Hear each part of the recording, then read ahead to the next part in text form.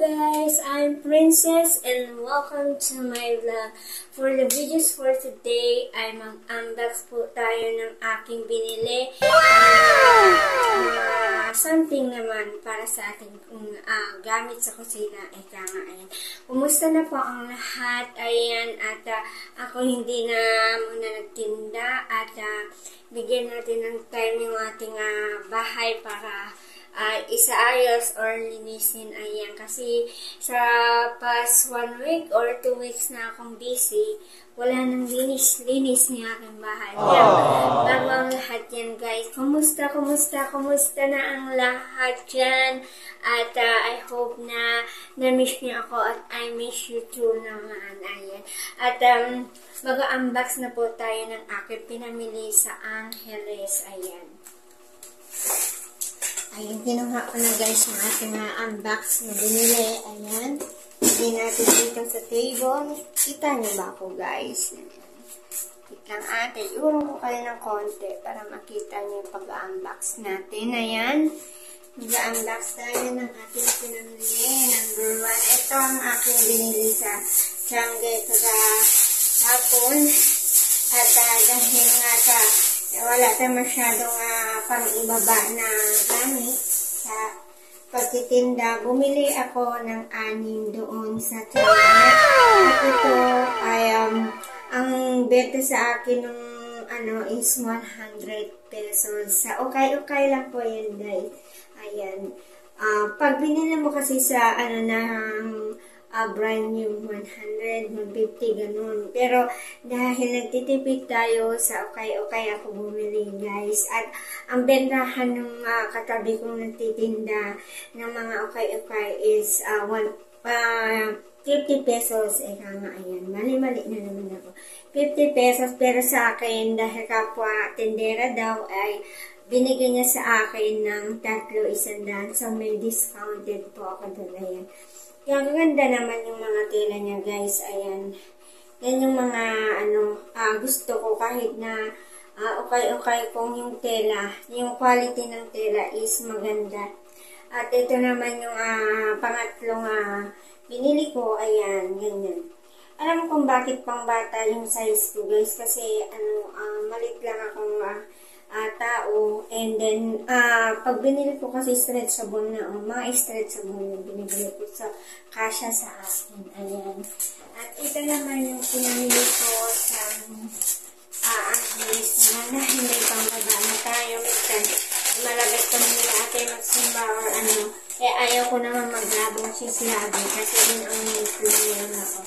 Bumili naman ako ng sandals, guys. Dahil, naki-reduce na naman ako sa maganda yung niya. Ayan, maganda. Pero wala siyang tag. Akala namin, siya, may discount or sale. Tapos, nagulantang ako. 200, guys. Oh, no! Pero, sige lang, dahil paminsan-minsan tayo bibili ng sandals, binili ko na lang talaga. Kahit na medyo kamahalan, at least naman na magagamit natin ito para sa pang-araw. Ayan guys, pangalaman na yan. Shopping talaga siya. Yan ang shopping kasi ito naman ang binili ko dahil yung Christmas tree ko ay wala naman na kalati-lati yung kanyang kung wala siyang mga kulay-kularete, parang tao din kung wala kang makeup, hindi ka masyadong nag-glow or maganda sa tingin ng iba. Pero sa atin, okay, nilitura natin kahit na wala ng pintura sa mukha. Diba? Ayan. Ito yung natin sa Christmas ko. Uulitin ko i-arrange ko kasi Diyos ko, parang binagyan namin yung Christmas ko dahil yung asawa ko wala naman pakialam din sa mga dito. Wala lang, dandaanan lang niya. Tapos, yung pangatlo is, dahil nga yung in-order kong, initan, heater ng tubig, ay, laging mali-mali, kumbaga sira-sira yung mga nadi-deliver sa akin pag nag-order ako online. So, sayang naman yung pera ko, paano ko gagamitin yung sira? Hindi tutulo, hindi umandar, kabago-bago, ito yun. Kita ko sa inyo guys, in-order ko talaga na, heater talaga siya. Ayan. bago ito guys, no, minsan ko lang ginamit. Naku, nung pangalawang gamit ko na guys, ayaw ng mandar. O, paano sayang yan, pero 200 plus ang bili ko dito sa online. Ayan. Kaya ngayon, bumili na lang din ako ng takore. At least ito, matagal, hindi yung binili, tapos hindi tayo gamit ng ito. Ito yung binili ko talaga doon. Yan. Para, ano, kasi, ang tawag doon, matagalan nito. Tsaka cute naman siya. Ayan. Ano lang siya, 175. Ayan. 100 na dati, ano yung 100 lang. Ayun, sa 100. Sa di ba, nagtaas ng 75. Tapos, ito dahil mahilig tayo kumain, tapos may mga sausawan, wala akong lagyanan na, ayan, bumili ako ng dalawa, gano lang to, 18 pesos, ayan, 18 pesos guys, yan, dalawa yung binili ko. Pangatlo, nung last year, marami kong baso na, kasi, babasagin ngayon, dahil, na ano ako dun sa kasama ko laging siya nandito lagi. At ngayon, kita nyo ba ako guys yan? At ito nga, bumili ako ng baso na inuman ko ng tubig. Gusto ko yung malaki kasi pag uminom ako marami talaga. Ayan. Kaya gusto ko bumili ako ng malaki. Sana huwag mawala na naman ito. Yes. Ayan. Tapos, ito namang baso na ito pag, pang araw-araw ko kaya nakikita. Kaya bumili din ako ng 3 ganito guys. 3 ganito. Ayan. Para may inuman ba ng juice or ano. Ayan. 3 yung binili ko kasi yung aking asawa minsan, pag nababasag niya, hindi siya nagsasabi sa akin. O, hanap ako ng hanap. Ngayon, nabasag niya, hindi niya sasabihin. No, hindi niya aminin na nabasag niya, di ba? Ako namin sala.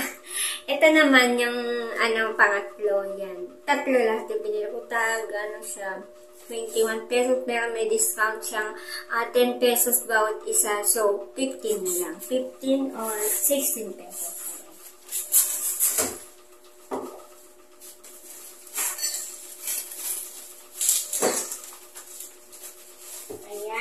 Meron din akong binili yung guys, tawag ko siguro. Ito yung cup. Bumili ako ng cup. Gusto ko kasi malaki pang nakape ko, maramihan talaga. No? Habang may ko, gusto kong inom ako ng kape, medyo matagalan. Ayaw ko ng konti, gusto ko namin. Kasi pag alas 10 na, hindi pa ako kumakain ng almusal, busog pa ako nun guys. Yan. Nagdadahil tayo kasi tinan niya naman katawan natin. Yan. At bumili na rin ako ng mga sabon, tapos yung polvo natin na hela, tapos alcohol, syempre alcohol, at meron tayong tinatawag dito na yung pag may sakit yung sarang, seed oil, ayan. Pinapakita guys ha.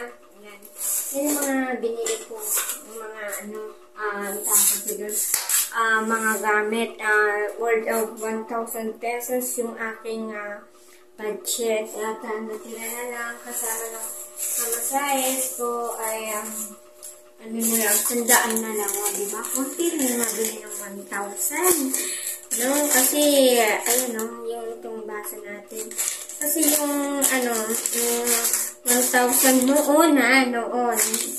Pero ngayon talaga, konti na naman ng 1,000 noon. Makabili ko rin, sobrang dami kasi mura rin yung mga nabibili noon. Tapos, ayan, meron din akong pangis isang mukha, tinola, tsaka shampoo, ayan. At yung Colgate, marami pa rin makakasapo pa ako next time.